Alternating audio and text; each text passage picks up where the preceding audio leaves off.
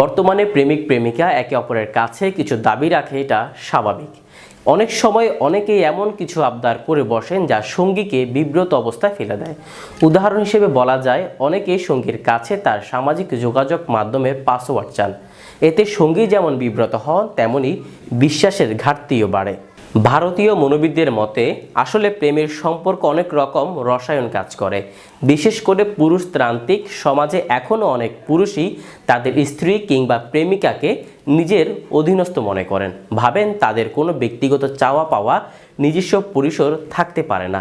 তার পোশাক আশাক হোক কিংবা কোনো বন্ধুর সঙ্গে তার প্রেমিকা বা স্ত্রীর মেলামেশা করবেন, সব কিছুই কৃতিত্ব করেন তারা, এক ধরনের আনন্দ পান। শুধু পুরুষই নন, অনেক নারীরাও একইভাবে সঙ্গীর পাসওয়ার্ড জানার দাবি করেন। এটা হলো এক ধরনের অনিশ্চয়তা, বলা ভালো আত্মবিশ্বাসের অভাব। নিজের সম্পর্কে, নিজের প্রেম কিংবা দাম্পত্য জীবনের রসায়ন সম্পর্কে কোনো বিশ্বাস না থাকলে মনে সন্দেহ প্রবণতা জন্মায়। কারো মনে যদি এই ইচ্ছা জন্মায়, তাহলে বুঝতে হবে সম্পর্কে কোথাও একটা অবিশ্বাস তৈরি হচ্ছে। একবার পাসওয়ার্ড পাওয়া মানে আপনার ইচ্ছে করবে সঙ্গীর আরও গোপনীয়তা লঙ্ঘন করি। তখন সঙ্গীর ফোন, ফেসবুক সমস্তটাই দেখতে ইচ্ছে করবে। শুধু তাই নয়, সবসময় নজরদারি চালানোর প্রবণতাও তৈরি হবে।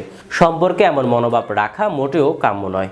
সম্পর্কে জড়িয়েছেন বলেই আপনার কিছু ব্যক্তিগত থাকতে পারে না, কিংবা আপনার সঙ্গীর সব বিষয় আপনাকে জানতেই হবে, এই ধারণাটা থেকেও বেরিয়ে আসা সময় এসেছে। সে আপনার সবচেয়ে আপন, কিন্তু তার নিজস্ব কোনো জগৎ নেই, এমন ভাবনাটা আপনার পছন্দের মানুষের প্রতি অন্যায়। তার থেকে অনেক সহজ সঙ্গীর প্রতি বিশ্বাস রাখা। আপনি চাইলে 100 বার সঙ্গীর সঙ্গে সবটা ভাগ করে নিতেই পারেন। ভেবে দেখুন তো, সঙ্গীর প্রতি বিশ্বাস, শ্রদ্ধা, ভালোবাসাটা বড়, নাকি পাসওয়ার্ড জানতে চেয়ে সম্পর্ক টুকনো করে ফেলা? কোনটা বেশি জরুরি আপনার কাছে? সবার আগে সর্বশেষ জানতে লাইক, কমেন্ট এবং শেয়ারের মাধ্যমে যুক্ত থাকুন আমাদের সাথে।